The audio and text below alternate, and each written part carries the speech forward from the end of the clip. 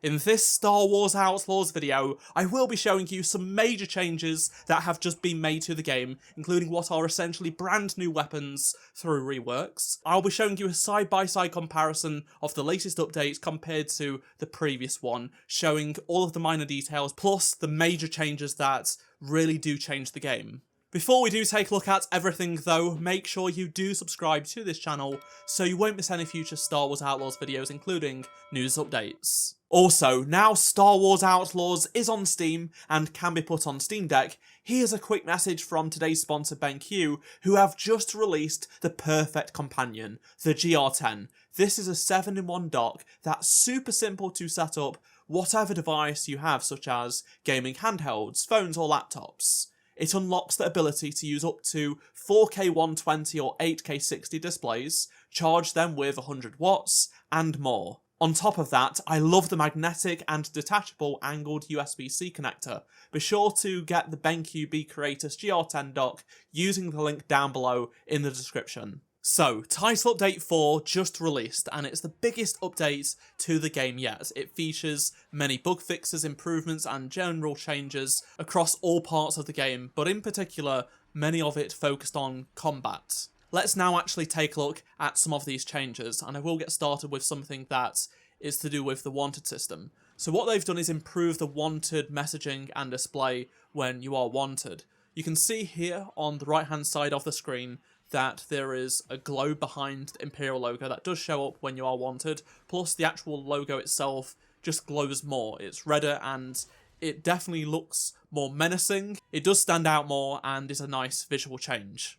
Next up, all of the blasters that you can pick up in the game have had their values changed. Some of them are now completely different weapon categories to what they were before, whereas others have had some minor tweaks. Values that have changed include damage, recoil patterns, and stuff like that. We also see visual effects improvements. This segment took me about 2 to 3 days to actually record and really line up properly, so I hope you enjoy it. The first weapon we will take a look at is the E11D, carried by the Death Troopers, and it has had its fire rate increased, so you can see that it has less of a delayed 3-burst firing action and it's a little bit quicker. The recoil has also been increased due to the increased fire rate. The PK-23 has had its recoil increased, as you can see right here. K also holds the weapon better when not aiming down the scope now. The DLT-20A sniper rifle now has 2 more shots, a total of 6 that you can fire before it is depleted. Here is the phase pulse rifle made famous by The Mandalorian, and I think this might be a downgrade in my opinion. I just loved the scope that it had, and that is now gone. Maybe it's a bug, but when you press the aim button, you don't go down into a scope anymore. It just zooms in on K like some of the other weapons. It's more of a shorter range blaster rifle rather than a sniper rifle now because the scope has been gotten rid of. Also, the crosshairs have also changed as well. I do feel like the recoil has also improved, but that might just be me. The MPL rocket launcher appears to have higher recoil and maybe better visual effects. I'm not 100% sure how accurate that is, but that's sort of what I get the sense when I look at these side-by-side comparisons. The weapon that has seen the biggest change is the ABR-2 Zata blaster rifle, so it's less of a rifle now and more of a shotgun. Not only has the crosshair changed, but you can just see how much more punch it packs. The recoil is massive. It just goes straight up with each shot, but it is a shotgun now, so that's to be expected. This certainly differentiates it from all of the other blaster rifles in the game. On to another blaster rifle, and this is the A300. It has seen a reduction in ammo count, it also has higher recoil, and I will say that it definitely fires a little bit slower as well. Now for the TL50 repeater, which I believe has a slightly wider spread of damage when it does shoot, so it's not as accurate, I would say. It is extremely minor, but it is still something. The Z6 rotary cannon is largely unchanged. However, it can last longer when firing. It has a bit more ammo now, which you can see here. The Relby V10 and MPL grenade launcher have not really seen much change whatsoever. Their animations when handling the weapon, especially when you do aim, have been improved, so there is that, but as for what they actually do, it's pretty much the same.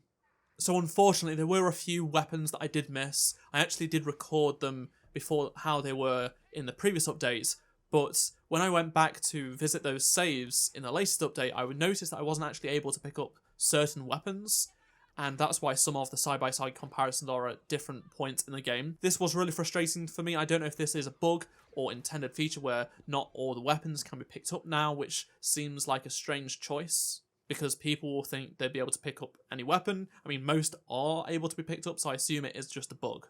A common complaint can now be removed from the game. So many people believe the game was blurry at times for low resolution reasons, things like that, but that was not the case.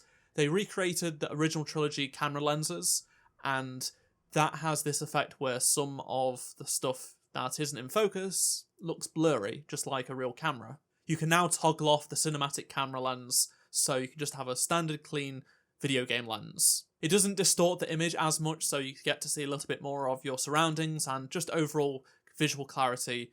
In particular, things in the distance are no longer blurred when playing the game. NPC facial animations, in particular when it comes to cutscenes, have seen some big improvements, and it's not just facial animations, they've also added some additional animations here and there to make some NPCs feel more lively compared to what they did before. A common complaint people have had is the inability to carry weapons for long that you pick up. You'll not be able to go up or down ladders or even get on your speeder without dropping weapons that you picked up. That has now been sorted out, so you can hop on your speeder with a blaster you've just picked up, climb a ladder, things like that.